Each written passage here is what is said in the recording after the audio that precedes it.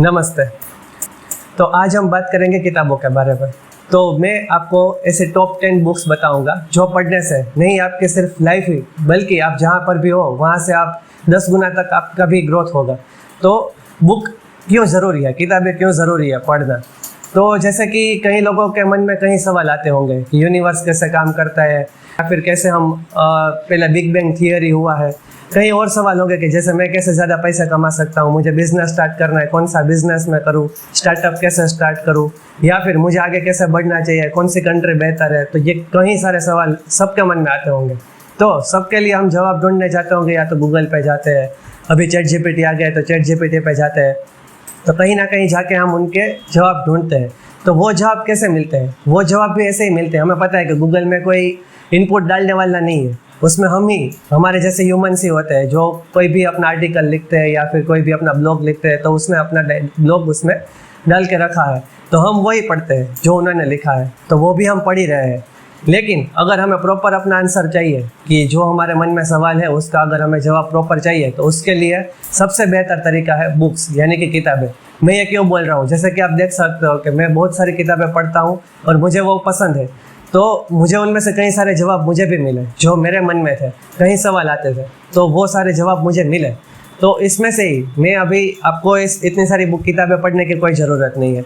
मैं आपको इसीलिए टॉप 10 बुक्स बताऊंगा कि जिससे आप अपने लाइफ के कई सारे जवाब ढूंढ सकते हो उसमें से।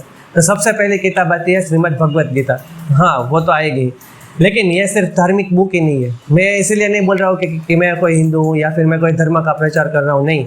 ये बुक लाइफ के बारे में है, ज़िंदगी के बारे में, कि आप अपनी ज़िंदगी कैसे जी सकते हो। आपको ज़िंदगी के बारे में कई सारे जवाब इससे मिलेंगे कि हमें कैसे ज़िंदगी जीनी चाहिए, हमें दूसरों की मदद कैसे करनी चाहिए, लाइफ का क्या पर्पस है। तो ये सब जवाब मुझे इसमें से मिले और मुझे यकीन है, पूरा यकीन है कि आप सिर्फ पढ़ोगे नहीं, समझोगे अगर इस बुक को, तो आपको भी कई सारे जवाब मिलेंगे। तो ये हमारे लिस्ट में ही सबसे पहले बुक। दूसरी बुक है इकिगाई। हाँ, मैंने सबसे पहले बुक यही पढ़ी थी, मेरी शुरुआत हुई थी इस बुक से। तो इस बुक में क्या है, ये एक जापानीज टेक्नोलॉजी है इकिगाई। तो उसमें क्या होता है कि इकिगाई से हमें पता चलता है कि हमारा पर्पस क्या है लाइफ का।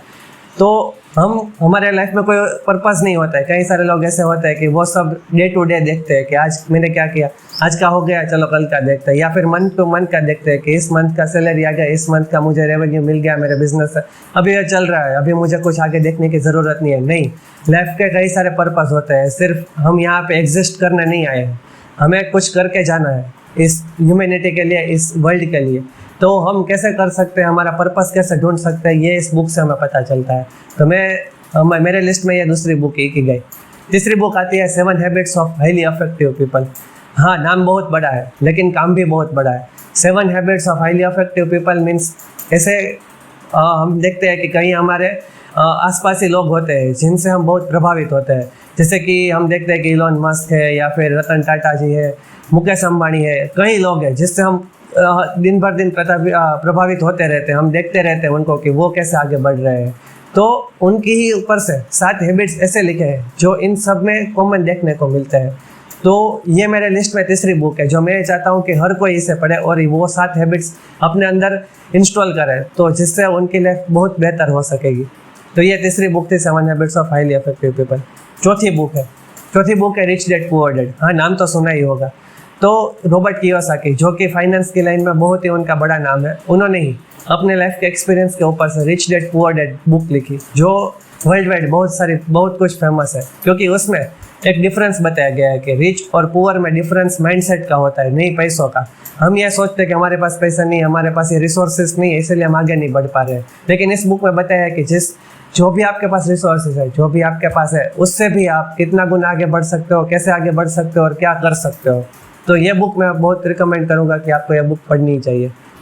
तो इस लिस्ट में 5वीं बुक है how to win friends and influence people, जो कि डेल कार्नेगी के द्वारा लिखी गई है। डेल कार्नेगी बहुत ही बड़ा नाम है ऑथर के लाइन में। तो वो बिजनेसमैन तो थे ही, लेकिन उनके टाइम के बहुत बड़े ऑथर थे। तो उन्होंने ये बुक लिखी है और ये बुक है कम्युनिकेशन के बारे में, कि आप कैसे ज़्यादा से ज़्यादा लोगों को अपनी तरफ खींच सकते हो।